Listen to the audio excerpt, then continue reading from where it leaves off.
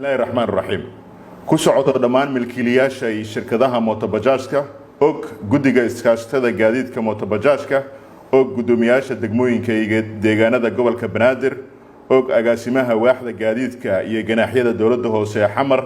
agaasimaha waaxda xiriirka degmooyinka gobolka Banaadir taliska ciidanka ilaalinta deegaanka Xamar taliyaha qaybta guud ee booliska gobolka Banaadir taliyaha qaybta nabadgelyada wadooyinka gobolka Banaadir agaasimayaasha guud ee gobolka Banaadir iyo dawladda hoose ee Xamar afayeenka maamulka gobolka Banaadir xogayaha guud ee maamulka gobolka Banaadir gudoomiye ku-xigeenada maamulka gobolka Banaadir wasaaradda dekedaha iyo gaadiidka badda xukuumadda federaalka Soomaaliya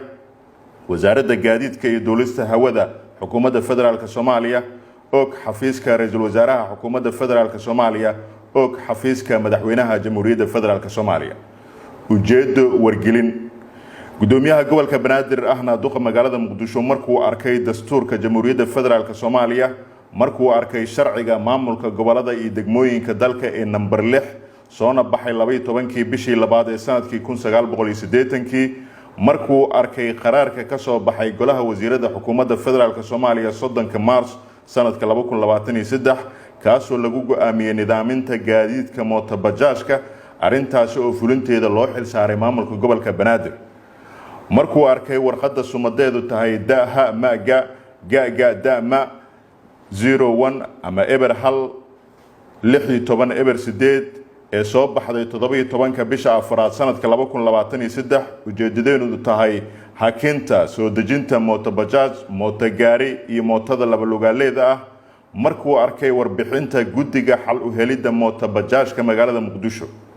laga bilaabo 24 bisha afraad sanadka 2023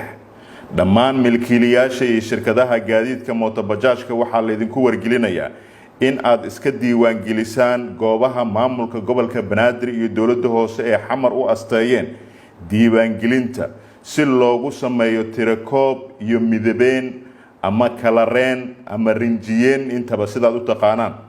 dhammaan gaadiidka mootobajaajka ee ka shaqeeya magaalada Muqdisho isla markaana loogu sameeyo A iyo B ama A iyo B goobaha diiwaan gelinta lagu sameynayo waa sida tan xarunta Laasareti ee degmada Cabdilcasiis xarunta waaxda gaadiidka ee dawladda hoose ee Xamar ee degmada Warta Nabadda xarunta Piazza Libero ee degmada Xamarweyne xarunta saldhigga galbeed ee degmada Dharkeenley afartan xarumood oo aanu kor ku soo sheegnay waxa ay tagi karaan dhammaan laga bilaabo 24ka bisha afraad sanadka 2023 oo aanu ku guda jirno goobahaasi si mootobajaajyada loogu sameeyo rinjiyeen iyo asteemeenta loo asteeyay inay kala qaataan A iyo B